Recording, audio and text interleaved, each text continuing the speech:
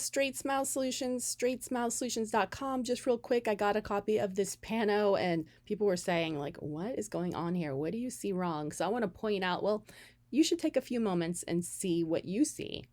The mistakes that this doctor is making, it is not my case. And nor do I have any photos or any other records. So I'm just literally going off the Pano. But you should be able to do this. You should see things in a Pano and then be able to confirm with the photos. Sometimes I even look at the Pano first whenever I take a look at the case because things pop out at me.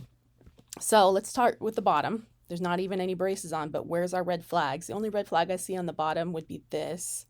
It was a little so over here, it was a little cut off, but this is potentially going to get stuck. I would definitely consider the spacer technique here. If you don't know what the spacer technique is, go into my YouTube channel, put in that keyword spacer technique, and it'll explain it to you. This is a great case for the spacer technique if it doesn't come up on its own.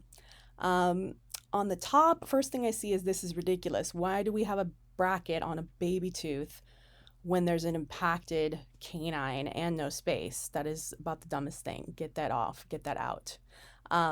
Also, I don't know why they'd have a space maintainer, and on the top, if there's not enough space for these teeth to come out, that's like the worst possible thing. You're trapping these teeth. The space maintainer needs to be out. The only reason you'd have a space maintainer in is if 5s weren't in yet, and they're in. Or if you just did expansion and you couldn't hold it for whatever reason, maybe you had a removable expander and it broke, so you put a fixed space maintainer in to maintain the width, but they clearly didn't expand because they don't have enough space. So this makes no sense to me. This space maintainer needs to go. This baby tooth needs to go. This patient probably needs expander. If not, they can get it maybe with wires, maybe not. Also, I would take a PA of this tooth because to me it looks like this tooth has root resorption. Not totally sure, PA or a CBCT.